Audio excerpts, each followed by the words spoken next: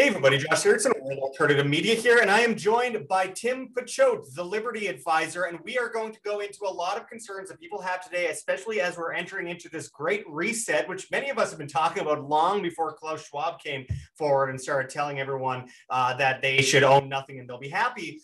We are entering into one of the most insane economic periods in world history. I mean world history, and we are going to go into a few points from people who are a little bit behind us, but nonetheless, very big names in the financial space. As we see out of the Zero Hedge article, Michael Big Short Burry, this is the greatest bubble of all time in all things by 2 orders of magnitude. We're going to go into this and much more, but first, make sure to check the links below, hit the like button, and of course, join us on Telegram, World Alternative Media. Lots of links below for you guys to help support WAM. Let's get into this. So this is very interesting news. Of course, Michael Big Short Burry, it's a big name in finance. And I wanted to bounce down a little bit here. It says the US government is inviting inflation with its MMT-tinged policies, brisk debt/GDP, M2 increases, while retail sales, PMI stage V recovery, trillions more stimulus and reopening to boost demand as employee and supply chain costs skyrocket. And he goes into the very well-known now, anyway, people have been forced to relearn it, hyperinflation in the Weimar Republic in Germany, which we've gone into many, many times, and we'll kind of run through it a bit later. But we see this man here carrying wheelbarrows filled with fiat cash. And of course, it didn't end well. The whole system collapsed and it was reset. And unfortunately, what was the reset? Well, it later turned into Nazi Germany. So let's hope we don't go in that direction. But nonetheless, we have the rest of this article to go into here. And it says, and is as if reading from the same playbook, Paul Tudor Jones warned yesterday that things are batshit crazy. And I quote, the idea that inflation is transitory to me, that one just doesn't work the way I see the world, all of which led to Burry's latest tweet warning this morning. And I quote, people always ask me what is going on in the markets. It is simple. Greatest speculative bubble of all time in all things by 2 orders of magnitude, hashtag flying pigs 360. And it mentions Paul Tudor Jones there, another very big name in the financial world. And as it says, things are batshit crazy right now. Paul Tudor Jones likes Bitcoin, debunks transitory inflation narrative. And he talks about, as it says here, the idea that inflation is transitory to me, that one just doesn't work the way I see the world. As I mentioned in the previous article, and I quote, I think this Fed meeting could be the most important Fed meeting in Jay Powell's career, whom I think is a puppet nonetheless. But carrying on here, it says, if they treat these numbers, which were material events that were very material with nonchalance, I think that's a green light on the inflation trade, Jones said in an interview on Squawk Box. I'd probably buy commodities, buy crypto, buy gold. But if the FOMC course corrects, something few expected this week's meeting, then markets could be in for a pumping ride. If they course correct, if they say we've got incoming data, we've accomplished our mission, or we're on the way very rapidly to accomplishing our mission on employment, then you're going to get a taper tantrum, Jones said. You're going to get a sell-off in fixed income. You're going to get a correction in stocks. That doesn't necessarily mean it's over. And a lot of people are looking at technical data right now regarding not just the inflation rate, but also the S&P, the NASDAQ. Honestly, it looks like we're heading to a major correction at least. And it leads into a lot of these things like Bitcoin becoming greater in prevalence long-term overall, especially as money's printed, as it says here. At one point in the interview, PTJ reiterated his support for Bitcoin, which he previously endorsed on CNBC back in October. And I quote, I like Bitcoin. Bitcoin is math. Math has been around for 2,000 years. 2 + 2 will equal 4 for the next 2,000 years. Bitcoin has appealed to me because Bitcoin in a way is a way to invest. Do I want to have faith in that same reliability and consistency of human nature. And he goes into gold as well. I mean, right now we are, Bitcoin's actually entering a death cross right now after Elon Musk dumped it by saying things that were completely uneducated on Twitter. We are seeing, though, over the last 7 days, a 19.5% increase in Bitcoin, more than pretty much any other cryptocurrency, which is saying a lot because Bitcoin usually moves slower than the altcoins. Anyway, let's get into, first of all, what we're hearing from people like Paul Tudor Jones and Michael Burry regarding not just transitory inflation, but a massive bubble 2 magnitudes bigger than anything we've seen previously. What do you think, Tim? And by the way, Tim is a certified financial planner. So if anyone knows about this system, it's him. So I wanted to hear your thoughts on this.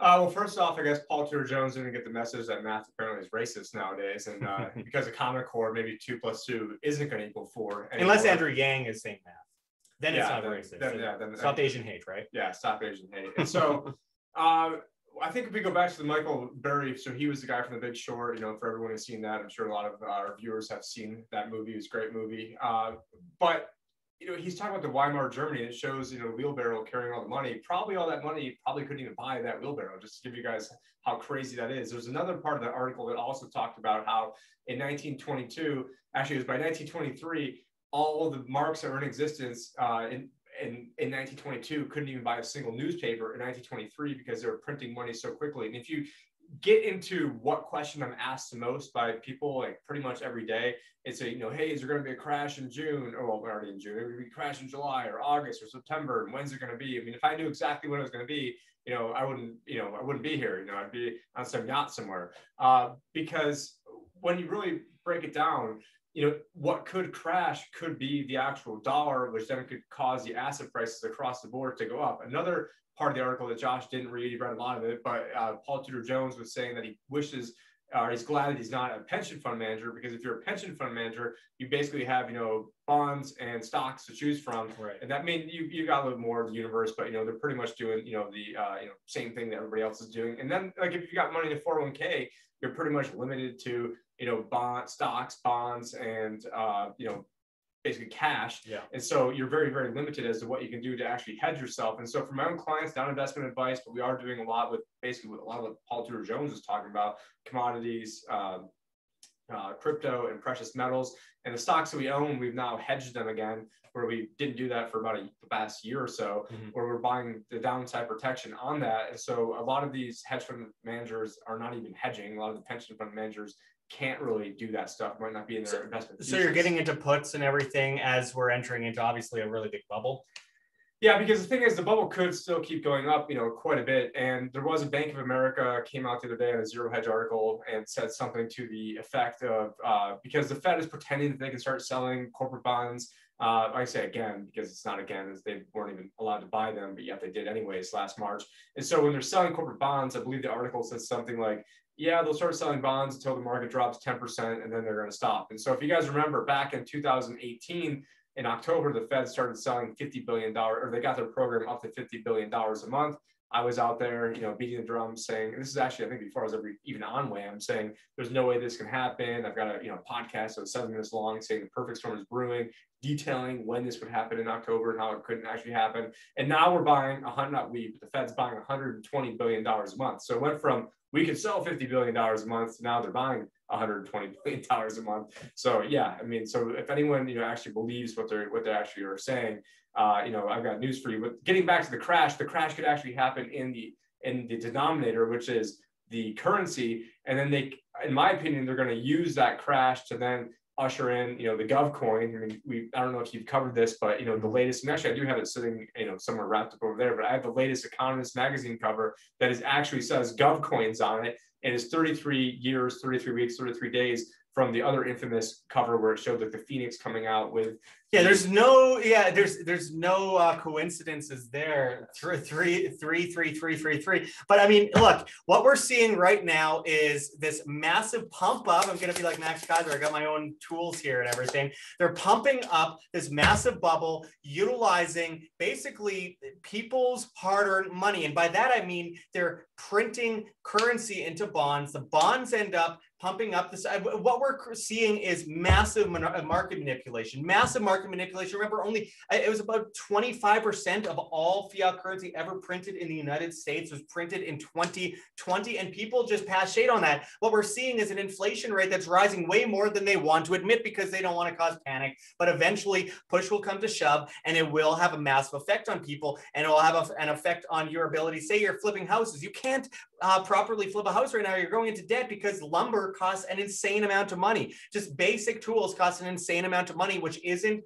accurately understood on in the vernacular of inflation rates that they're actually admitting to today. I saw recently the Fed was saying something like, oh well, it was like 2.5% inflation. Like that's no, actually their annualized number, I want to say some of it was like 0.5% over the month. no, over month to month, which means annualized 6%. So even, and then some other figures were like 0.7, but that's only month to month, not actually annualized. So if you annualize it, their even admitted numbers are over 6%. So if you're getting, let's say 2% in a bond and you're getting, 6% inflation, you're losing 4%. I mean, you technically would have a real negative interest rate when you actually take into account what your purchasing power is. And there's a lot of bigwigs out there right now. I think Kyle Bass even said, another guy that's like of the same kind of stature, Paul Tudor Jones, said that the real inflation rate is closer to 10. So these are not, whack job, coup, conspiracy, people over here at Wham. No, it's the stuff that we've been talking about literally forever, and we're called conspiracy theorists for, but now we see all these the biggest names. I mean, Jim Cramer is saying the stuff that we've been talking about for years, and Jim Cramer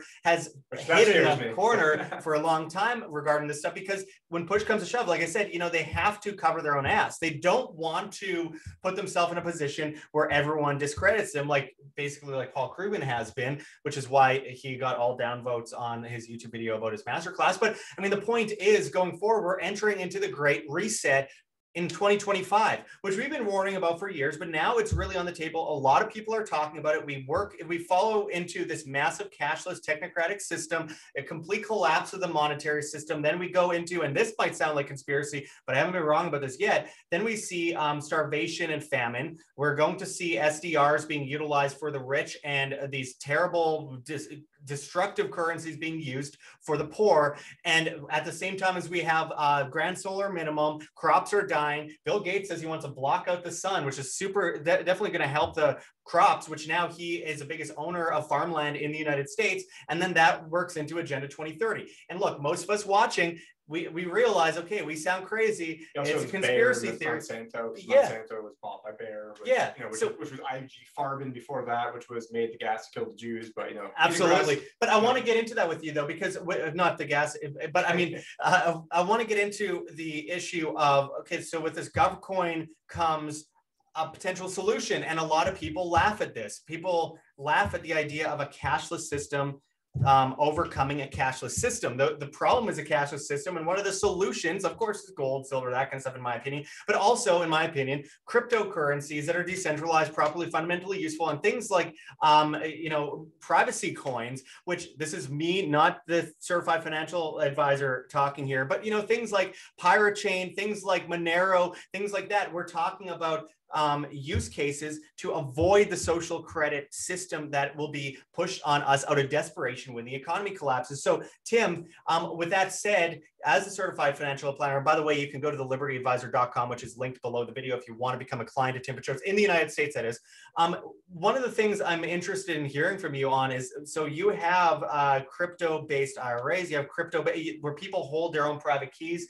Explain why you think cryptocurrencies are so revolutionary against a cashless society, because that confuses a lot of people. They think, wait, how can cashless replace cashless? And how can cashless be good and bad at the same time? Can you go into that a little bit? Yeah, I'm actually even right now scheduling out to August right now, and I'm actually 500,000 up, but I will be doing, common person once we get more capacity over here. We've got about 5 people coming on board to help things out. And actually, I do think it's better to have something like Monero that you just hold on your own. It's not an IRA, because I think you're going to actually want to use it, and they'll probably end up banning it, and then you would technically be forced to sell it inside your IRA anyway. So I think it's just better that you just have it on you, that you don't have it at something like Kraken. I only mention that because Kraken's one of the places that you go and get it, that you actually have it, in a hardware wallet, right, on your computer. And it's because they're probably going to make it illegal at some point. They're probably going to push everybody to this. It's just, how they're going to push anybody to it is just anyone's guess. And so, maybe when they have some sort of, hyperinflation or severe inflation of the dollar. Or the big enchilada is eventually the dollar is going to lose reserve status.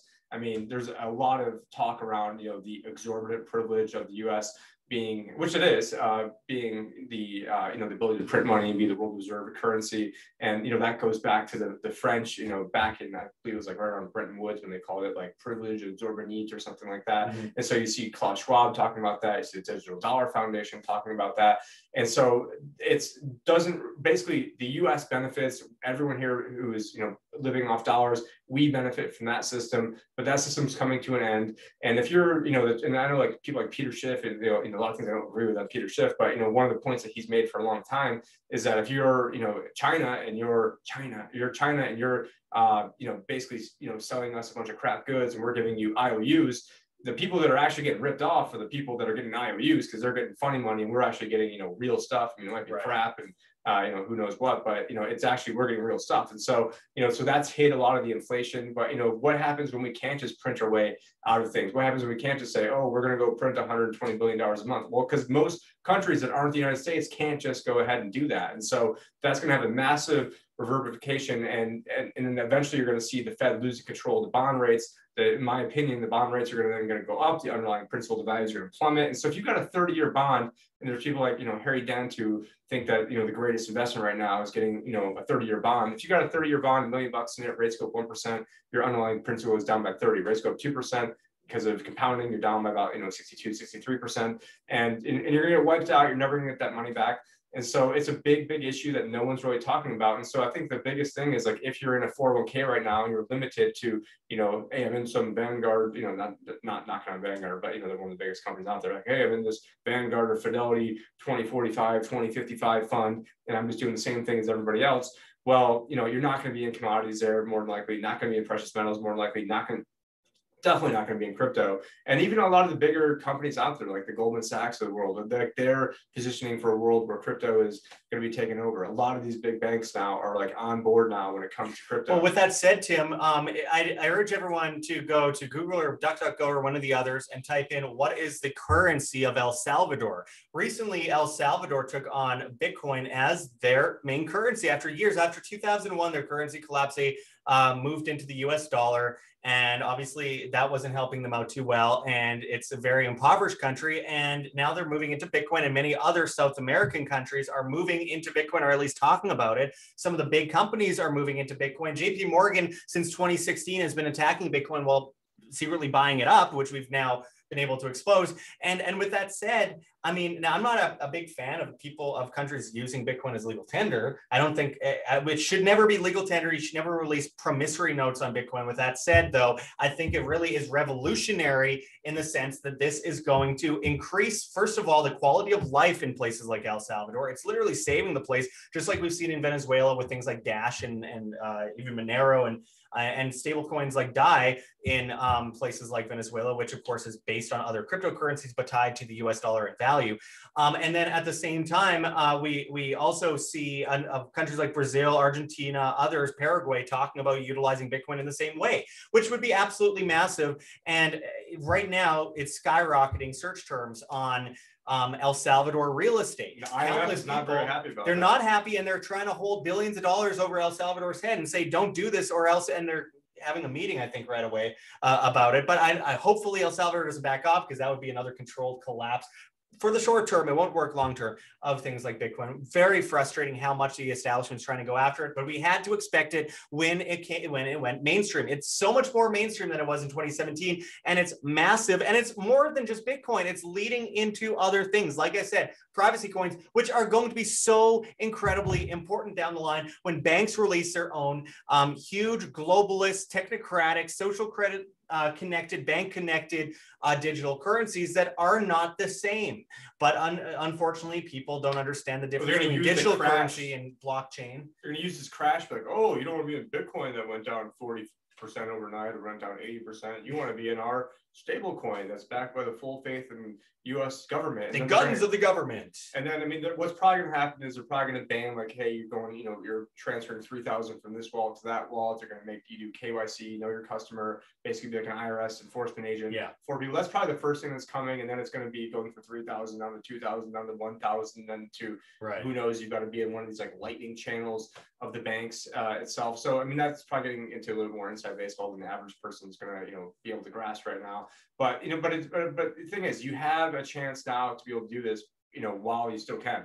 At a certain point, you might not be able to, and that's not the only solution. I mean, getting community, learning, you know, how to grow food, having some sort of network, you know, doing things like, you know, not in one of these, but, you know, like John Bush's, you know, freedom cells. There's all sorts of different ways to build community. You know, it's not like there's just one silver bullet. And, you know, if Bitcoin goes down, which, you know, obviously we know it does, and don't invest more than you can lose, and, you know, do your own research on that, obviously goes without saying. And it depends, and the strategy to get through all this is going to depend on how old you are. You know, if you're 65, it's a different strategy than if you're 35. If you're a multimillionaire that lives well below your means, it's a different strategy than if you're a multimillionaire that lives all the way up the means. If you're private jets every second week. There is different things that are going to basically, you know, dictate, you know, what is going to get somebody through the finish line. Well, and a lot of people right now in crypto need financial help, because a lot of people in crypto that are making millions of dollars never owned a business and don't have any background in investing and just happen to make an insane amount of money. But with that said, I also make the point that when you,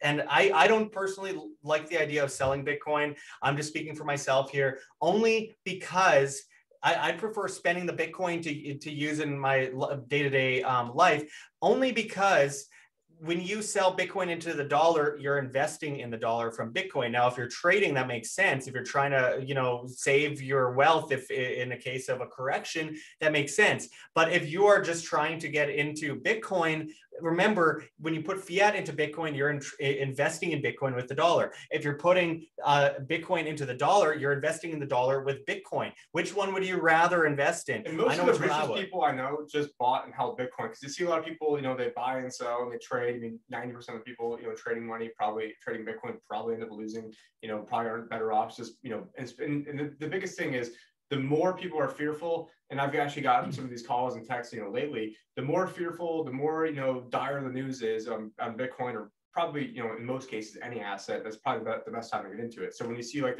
the Time magazine cover in 2009, when, you know, basically you've got, you know, the economy hanging off like this like little tiny little piece of rope that's like about to, you know, give out and fall off a cliff. That's the best. That was the best time to buy stocks in, you know, April 2009. And just like, you know, now when, you know, when Bitcoin was down to 30,000, yeah, could it go down to 10? Could it go down to 12? You know, yeah, it could go down that low. I don't think 12. I think 16 is like the lowest point I'll give it, and I think it's not likely to even hit 20. 27K if it bounces off the death cross, according to 99% of technical analysis. In my opinion, in a year or two, it's going to, or maybe before the end of the year, it's going to be over 100,000. So it doesn't really matter. So, you know, the thing is, you know, just buy what you can afford, you know, because everyone's, you know, pissing away money on something stupid every month. So, you know, if you only have $100 to invest every month, you can go and put, you know, for the Bitcoin allocation, you can go and do that. And you don't actually, I've actually never sold the Bitcoin back into fiat, because I'm like, you know, I just buy it, set amount every month.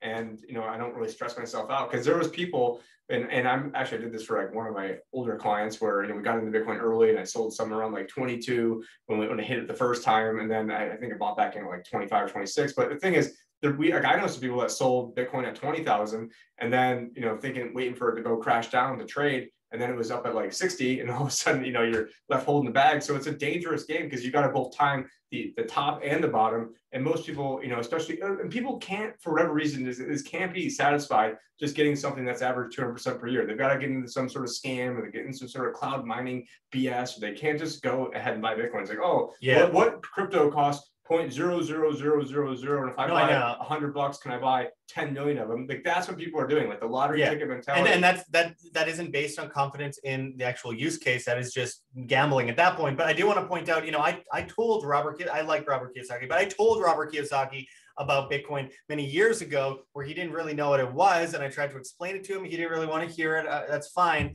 different generation, but now it's all he's talking about. And it was interesting because I just saw a post recently from him where he said, well, and he bought it around $20,000 Bitcoin the first time, and then it crashed, and now he's doing well, but he's like, I'm rebuying. He's apparently sold. He's waiting for it to hit 26,000 to buy back in. And I'm like, and he's still like on every show, we got to buy Bitcoin. We got to buy Bitcoin. Robert, buy Bitcoin. I mean, seriously, if we're looking at, okay, well, it's 40,000 right now. It was 33,000 or 32,000 a week ago. Look, when we're looking long-term here, this is a revolutionary asset that we could easily see at $150,000 by end of 2021. And that's not me giving investment advice. That's just what pretty much everyone feels at this 2023, then so be it, or 2022, so be it. Because there's a lot of attacks that they could do. I mean, they could go and sell off Bitcoin. But the thing is, a lot of the arguments people have, like, oh, well, it's digital. What if there's an EMP attack? Oh, what if there's an EMP attack? What do you think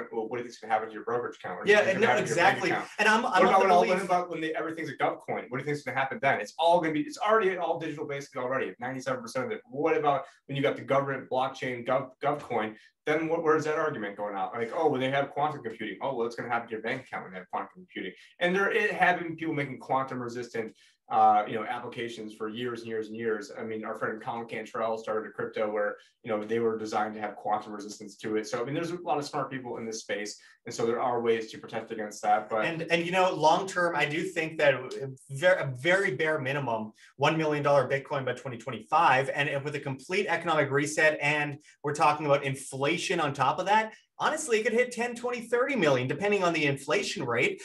So, I mean, we're talking about one currency that's new and a revolutionary asset without double spending, that's decentralized versus, and by the way, with the Lightning Network, the fees go way down, versus something that is doomed to fail no matter what. And when it gets replaced as a world reserve currency, which I believe they're really pushing the Chinese yuan as at least as the main part of the SDR going forward, I think that we are entering into a very dangerous territory if we're looking at, okay, well, Bitcoin might be volatile. Yeah, well, you know what's going to be really volatile, completely on the downside, and as it has always been on the downside? The US dollar. So maybe people should contemplate getting the hell out of that. We need to protect ourselves versus the great reset of 2025. I call it going broke safely. And I actually kind of coined that term like right after the 2008 crash. And yeah, there are some tactical reasons to be in cash. Like even now, right now, there's some tactical reasons to have cash to buy these dips. When it does, if Bitcoin does go down to 26, or if gold goes down, or other assets that you want to grab goes down, there are tactical reasons to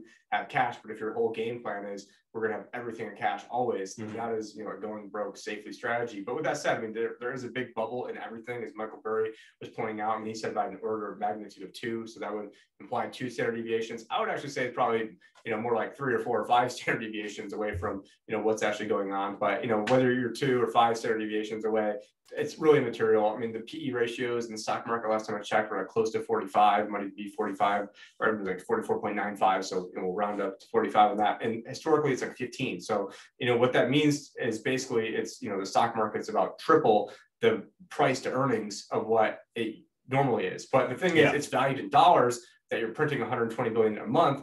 And we're not even gonna get into other stuff where then that 120 billion a month is causing all these other imbalances, and then you're having repos, and then Fed's having to take the money out that they're putting back in, and like it's basically there's all these unintended consequences. But that is a very, very complicated subject that I'm not going to go touch on right this second. We'll break it down at a macro level another time. But we're going to wrap it up here because this is, I think we've kind of hit the nail on the head with the idea of, the great reset coming up, economic collapse, stock market bubbles, and revolutionary new assets, as well as things like gold and silver as wealth insurance, and of course, guns, food, water, shelter, all the stuff. The Chinese arming up while I got, the American military is just, teaching, people about transgenders and like how, we need to be less racist and white people are bad. And in all these other places, you got, like in Russia, they're all there with like shaved heads doing stuff. Yeah, they're purposely, I saw those commercials on Twitter too. It was like a Russian army ad versus American army ad. I'm a trans multi blah, blah, blah. That was a CIA commercial too. Oh, the CIA one. It was so bad. But, I'm not in here for some checkmark boxing exercise. That's what she like checks off like. But I'm a Latina. I was surprised you didn't say Latinx. Latina, transnormative, socio, blah blah blah. Some sort of hyper stress disorder. But like this is not some box joke. You know, we should just like dub that over it. Maybe not. But anyway, I appreciate everyone watching today. This is really important going forward, and all the things that I've said before: food, water, shelter, self-defense, and we have the Chinese government. Really, they're training on Canadian Army bases where they're also housing people for quarantining by force for coming into the country. So I mean, we're at a very bad time in history, but it could create one of the greatest, most beneficial times in history if we are ahead of the curve and if we defend ourselves now, and always monetary defense-wise, as far as physical defense, as far as, learning, education, all these things. We need to get together in groups and talk with people. We've never lived in a more important time. So anyway, if you want to become a client of Tim Picciott, go to thelibertyadvisor.com, thelibertyadvisor.com, linked below in this video. Already on to August. So, I mean, if you guys want to, be able to do something, and, you guys can also hit me up at tim@innovativewealth.com. If you've got something that's like really emergency, but right now only taking on $500,000 and above. But if you've got less than that, you want to be on the waiting list for when I've got other people coming on to help onboard me, again, tim@innovativewealth.com. We'll keep you, abreast of everything that's going on. And what, that other CIA chick, I think she said also she's intersectional. Like, I don't even know what that even means. Intersectional. So who knows? Oh my God. Yeah, well, they're desensitizing society, weakening them, and destroying them on purpose. It's all by design. We need to get around that, and we need to stand up against it, and we need to protect ourselves. So anyway, I appreciate everyone watching. Join our Telegram group, World Alternative Media. Also, join our newsletter, www.imband.com. You can find us on BitChute, Odysee, Rumble, at World Alternative Media, as well as on flote.app, flote.app, at Josh Sigurdson, as well as at Wham. What's your float? At the Liberty Advisor. At the Liberty Advisor. Go follow Tim Picciott on Flote as well. And we're on the bad guys, at least I am. I'm on Twitter at World Alt Media, as well as Instagram, World Alternative Media. A good way for us to share this kind of information with the dumbest people in the world. Really important. I'm still on YouTube, so somehow you're definitely not big enough there. So yeah, I'm Josh Sigurdson on YouTube, but don't tell anyone. But also, with that, Wham has been getting attacked by Bill Prady, the creator of the Big Bang Theory. So you could go find that. It's good humor. He's attacking us for being anti-science while he denies anyone an alternative view, which is what science is based on. But nonetheless, fun stuff. And of course, you can donate and help support Wham by going to gogetfunding.com, Patreon, Subscribestar, PayPal. We got a Bitcoin address. We got a Cointree link with all of our cryptocurrencies. And we got a Teespring store with new products on it, as well as NFTs on Rarible. I think I got all of it. Anyway, I appreciate not OnlyFans yet, though. If you want, PM me. But anyway, we'll get back at you guys with much more here at World Alternative Media. Lots of big interviews coming up soon, and make sure to check out our most recent interviews, really big ones up on BitChute and Odysee and Rumble, which a lot of people haven't noticed yet. So go and find those and hit that notification bell. Until next time, this is Josh Sigurdson and Tim Picciott signing out from World Alternative Media. Find the truth. Be the change.